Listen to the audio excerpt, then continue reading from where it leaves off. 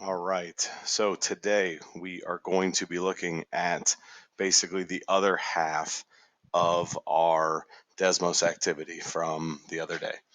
We, in that Desmos activity, looked at the beginnings of what are the exponent properties dealing with multiplication and division. So yesterday we looked at three multiplication rules: the product rule, the power rule, and the product of a power rule.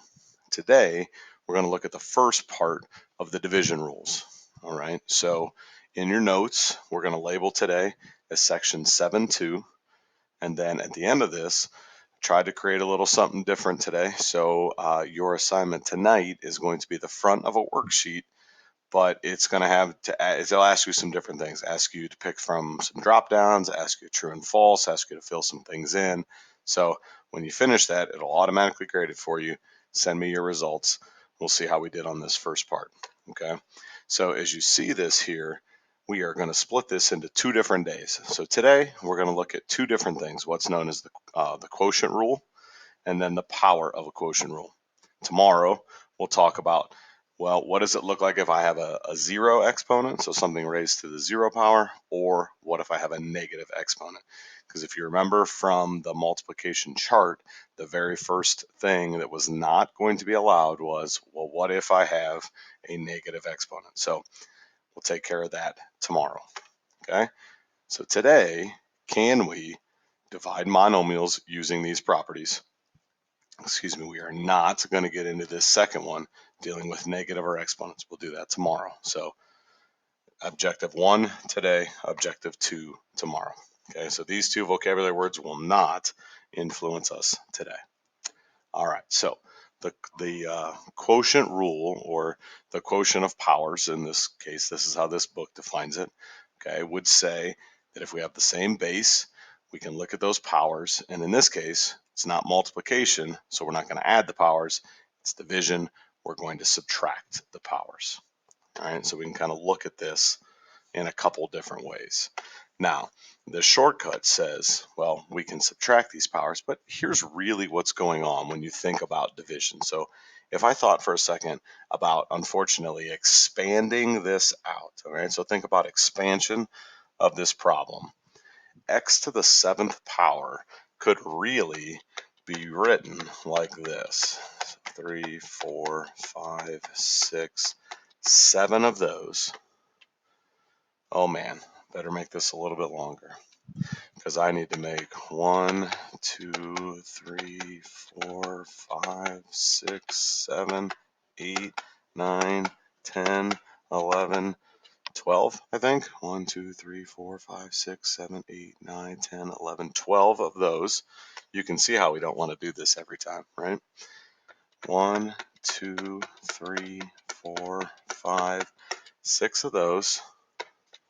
And 1, 2, 3 of those. Okay.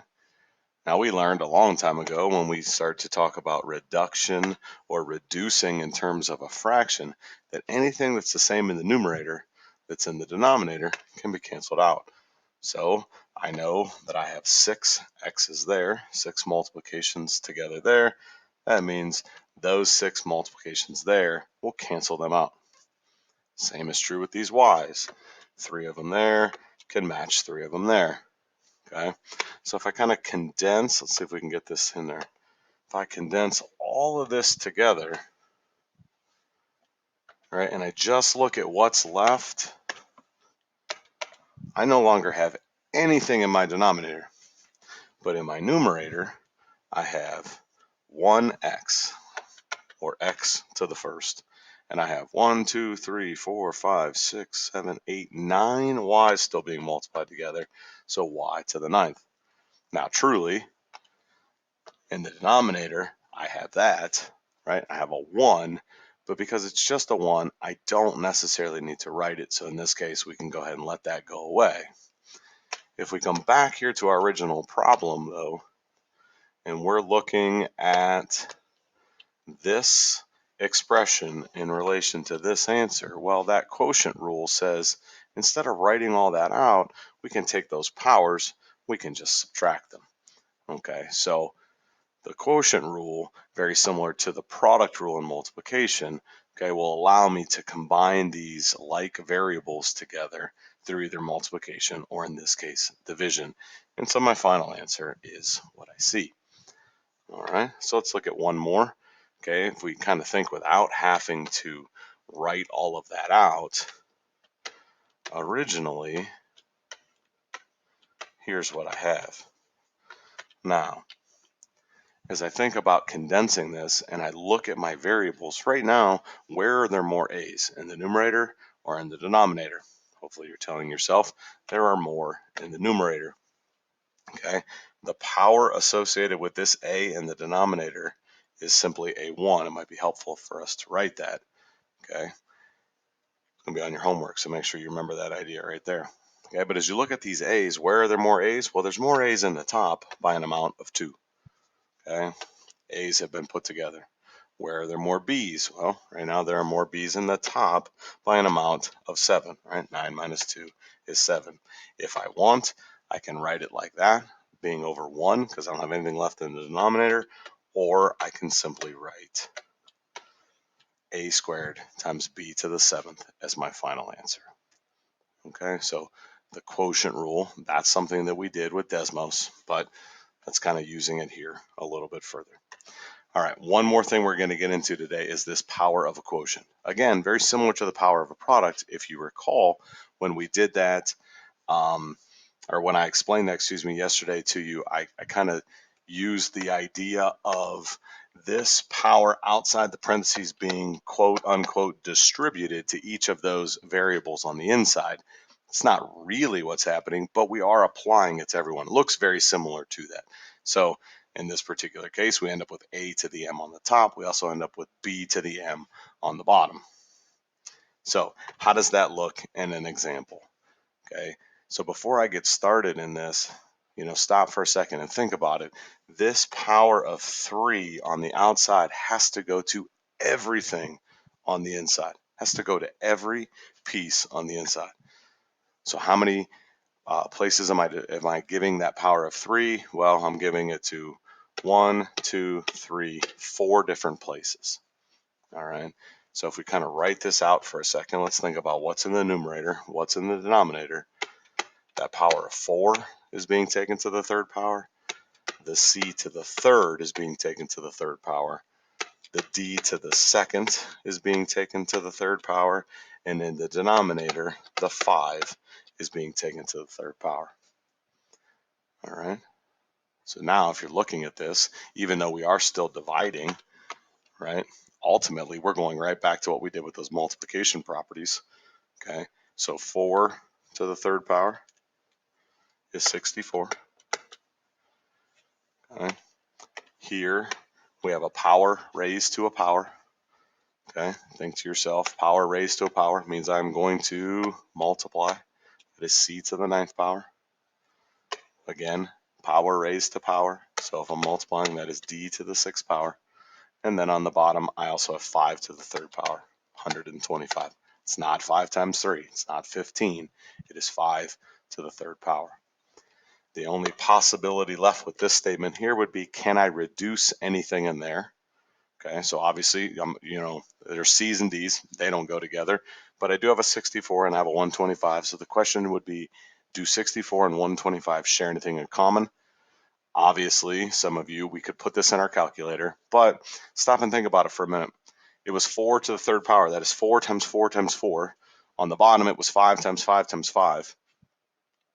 There are only 4s and 5s in this problem. Do 4 and 5 share anything in common? No. So does 64 and 125 share anything in common? No. So my final answer is exactly what I see. All right. Let's try this one more time. Okay, so as I look through this now, I've got more places, I guess, so to speak, for this value of 3 to go. So if we kind of lay this one out for a second, inside the parentheses, I see 6 different things. Okay, you can almost think like this. There's the 3, there's the m to the 3rd, there's the m to the 2nd. Every single one of them needs to be taken to the 3rd power. Exact same thing is true in the bottom. there is a 4, there is a p to the 5th, and there is a q. All of them also need taken to the 3rd power. And at this point, we're back to applying the power rule. Okay, start at the very beginning, 3 to the 3rd, not 3 times 3, 3 to the 3rd, 27. Right here, power raised to power, m to the 3rd, we are multiplying, m to the 9th, n to the 2 raised to the 3rd, or in this case 2 times 3, n to the 6th. On the bottom, 4 to the 3rd, 64. P to the 5th raised to the 3rd, so that's 5 times 3, that is 15. And the q, which is really raised to the 1st power, so it's 1 times 3, that is q to the 3rd. Am I done? Yes or no? Well, I have variables of m, n, q, or p and q. None of those match, so no worries there. 27 and 64. Well, come back over here for a second. It originally was a 3 and a 4. On the top, I just have multiple 3's being put together to get to 27. On the bottom, I have multiple 4's getting put together to get to 64. So the question should be, do 3 and 4 share anything in common? No. So do 27 and 64 share anything in common? No. Okay, that is an easy way for you to be able to check that. All right, I think that's the last example that I have, but I'm going to make one more because I want you to see something a little bit different. So let's try this one. How about 4x squared y to the 3rd, and on the bottom 6x, we'll just do 6x. We're going to square this whole thing. Okay, so inside the parentheses I see a 4, an x squared, a y to the 3rd, a 6, and an x. 5 items, meaning I have to take each of these things to the 2nd power. So that's x squared being squared, that's y to the 3rd being squared, and on the bottom it's a 6 being squared, and it is an x being squared. Okay, so if I kind of keep my fraction going, 4 squared, 16, x squared squared, 2 times 2, 4, y to the 3rd squared, 3 times 2, 6, and on the bottom 6 to the 2nd power, 36, and that x is really x to the 1st, so that will be an x squared. So same question I've asked you the last 2 times, am I done there? And in this case, the answer is no. I have like terms in both the numerator and the denominator that need to be put together. So what are they? Well, let's leave that as the break between my numerator and denominator. All right, and so if I just transfer this down here for a second, I originally had 16x to the 4th, y to the 6th on the top, and 36, x squared, sorry. That is an x squared on the bottom. Okay, so right back to the beginning. As far as the quotient rule is concerned, I am asking myself, is there more x's in the top or in the bottom? And in this case, we would say in the top. So 4 minus 2 would leave me 2 extra x's on the top. Those have been put together. There are not any y's on the bottom, so this y to the 6th will remain on the top. That has been taken care of. 16 and 36, did they share something in common? Well, hopefully you're thinking to yourself, 4 will go into both of these, so that would reduce this to a 4. 4 times 4 is 16. If I take a 4 out of 36, I get a 9. Do 4 and 9 share anything in common? No. So this is my final answer. In this case, I have to leave my division bar because I have something in the numerator. I have a 9 down there. Okay, if I didn't have anything in the denominator, then if I wanted to, I could go ahead and stop there. Or, excuse me, I could go ahead and drop off my denominator. Okay, we are going to stop there for right now. We're going to talk about these other 2 properties tomorrow, but your homework today just involves the 2 that we saw at the top. message me if you have any questions. Have a great day.